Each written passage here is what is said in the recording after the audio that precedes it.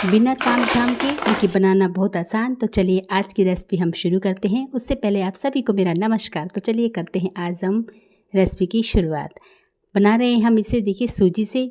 सूजी मैंने ली है यहाँ आधा कटोरी, और जो ये सूजी है मोटी वाली सूजी है, ये देखिए इस तरह की है। तो आप यहाँ पर मोटी वाली बारीक वाली कोई भी सूजी ले सकते हैं। मैंने यहाँ एक कटोरी से आधा कटोरी सूजी ली है। उसके बाद हम लेंगे इसमें एक कटोरी भरकर गेहूं का आटा।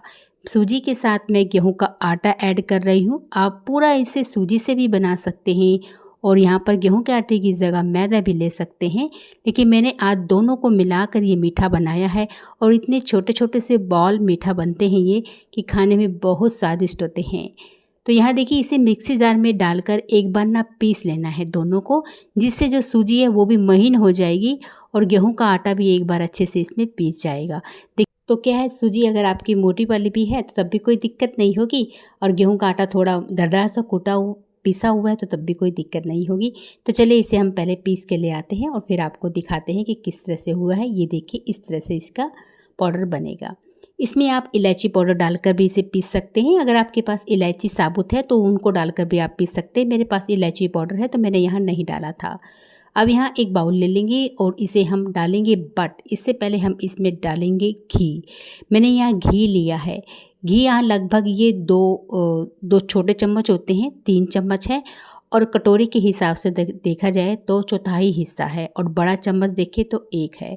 तो आप यहाँ आइडिया लगा सकते हैं, 1 कटोरी का चौथाई हिस्सा मैंने घी लिया है। उसके बाद मीठा भी मैंने अपने हिसाब से डाला है, क्योंकि मीठा जैसे मुझे पसंद है मैंने वैसा डाला है। लेकिन वही चौथाई हिस्सा मैंने यहाँ पर मीठा लिया है। पीसी हुई चीनी ली है। उसके बाद फिर मैंने थोड़ी सी और चौथाई हिस्सा वाला यानी कि साबुत चीनी ले ली है। कुल मिलाकर आधा कटोरी मैंने यहाँ चीनी ली है, आधी पिसी हुई और आधी साबुत। दोनों को मिलाकर यहाँ अच्छे से हमें मिला लेना है घी के साथ। और जब हम इसे मिलाएंगे तो अच्छे से फेंटते हुए मिलाएंगे। चीनी साबुत है, थोड़ा सा समय लगेगा इसे फेंटने में। अगर आपको थोड़ी सी दिक्कत होती है क्योंकि घी थोड़ा कम है, अगर दिक्कत होती है तो हल्का सा पानी गेर लीजिए, 2-3 बूंद। उसके बाद इसे फेंटिए, आसानी से ये फिट जाएगा। क्योंकि हमें जो इसका चाहिए थोड़ा सा गीला चाहिए, तो यहाँ मैंने इसमें फेंटा और थोड़ा सा पानी ऐड किया था। उसके बाद मैंने इसे अच्छे से मिलाया, अच्छे से फेंटा, जिसके कारण ये अच्छे से फिट जाता है। ये देखिए इस तरह से आराम से ये हो जाएगा। तो यहाँ हमें पानी ही ऐड करना है। मैंने पानी ही ऐड किए हैं, बाकी आप दूध भी ऐड कर सकते हैं, बट मैं इसे पानी से बनाऊंगी। यहाँ देखिए हमने इसे फेंट लिया है। अब मैंने थोड़ा सा इलायची पाउडर इसमें डाल दिया है। आप यहाँ इलायची को कूट भी सकते हैं। अब यहाँ मिला लिया है। चलिए अब फटाफट से क्या करेंगे, जो अभी हमने पीस के रखा था गेहूँ का आटा, वो हम इसमें डाल देंगे। और यहाँ पर अब डालने के बाद इसमें अगर आप कुछ चीज़ें डालने चाहते हैं, जैसे सफ़ेद तिल डालना हो वो डाल सकते हैं। जैसे भी जो कोई चीज़ काले तिल है वो डाल सकते हैं। सौंफ खाते हैं तो सौंफ भी डाल सकते हैं, बट मैं यहाँ ऐसा कुछ नहीं कर रही हूँ। मैं यहाँ पर सिर्फ डालूँगी इसमें थोड़ा सा नमक। नमक मैंने बहुत ही कम लिया है, तो आप यहाँ नमक कम ही लीजिएगा। मीठे को बैलेंस करने के लिए नमक डाला है। थोड़ा सा नमकीन, थोड़ा सा मीठा का स्वाद बहुत अच्छा आता है। बाकी आपकी इच्छा है, स्किप कर सकते हैं। आज इसमें हम दूध ना डालकर दही का इस्तेमाल करेंगे। सिर्फ इस्तेमाल करूंगी तो मैं दही का इस्तेमाल करूंगी। आज मैं इसमें दही डाल के बनाने वाली हूँ। बहुत अच्छा सा मीठा बनकर तैयार होता है दही से, तो ट्राई ज़रूर कीजिएगा। मैंने यहाँ 3 चम्मच दही ली है। दही बिल्कुल फ्रेश दही है, खट्टी नहीं है। 3 चम्मच दही लेने के बाद जब हम इसे मिलाएंगे ना, तो आपको यहाँ पानी की ज़रूरत नहीं पड़ेगी, बट पड़ेगी तो ज़रूर ऐड कीजिएगा। यहाँ देखिए जब मैंने इसे मिलाया तो क्योंकि चीनी भी गिरी है, तो जिसके कारण ये हल्का सा गीला अपने आप ही हो जाता है। तो पानी की ज़रूरत वैसे पड़ती नहीं है, बट पड़ेगी तो थोड़ा सा पानी डालिएगा अगर दिक्कत जाती है। अगर यहाँ पर आपका ये डो गीला हो जाता है तो आप यहाँ थोड़ा सा गेहूं का आटा ऐड कर सकते हैं, या थोड़ी सी सूजी ऐड कर सकते हैं, जैसे भी आपको ठीक लगे यहाँ पर आप यहाँ ऐड कर सकते हैं अगर गीला हो जाता है तो। यहाँ देखिए मेरा आटा बिल्कुल बनकर तैयार है। अब मैं इसे यहाँ से 5 मिनट के लिए रेस्ट के लिए छोड़ूंगी, लेकिन ज़्यादा समय के लिए नहीं छोड़ेंगे, नहीं तो चीनी है पिघलनी स्टार्ट हो जाएगी और आटा गीला होना स्टार्ट हो जाएगा। लेकिन मैं सूजी डाले हैं ना हमने, इसलिए इसे 5 मिनट के लिए ज़रूर छोड़ेंगे। 5 मिनट के बाद देखिए आटे को एक बार अच्छे से सेट कर लेते हैं। और ये चलिए एक बार इसे हल्के हाथों से हम थोड़ा सेट कर लेते हैं। तो यहाँ हल्का हल्का सा ये गीला होना स्टार्ट हो गया है, बट सूजी थी तो थोड़ा सा रेस्ट के लिए छोड़ना बनता है।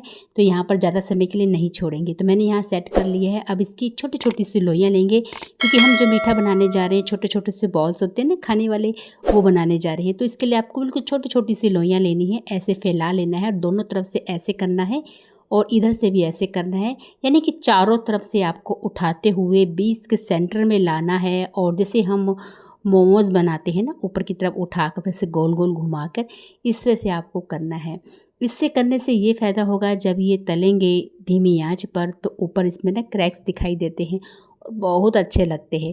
तो इससे इसका लुक चेंज होता है। बाकी आपकी इच्छा है, नॉर्मल गोल गोल सा घुमा कर भी आप बना सकते हैं।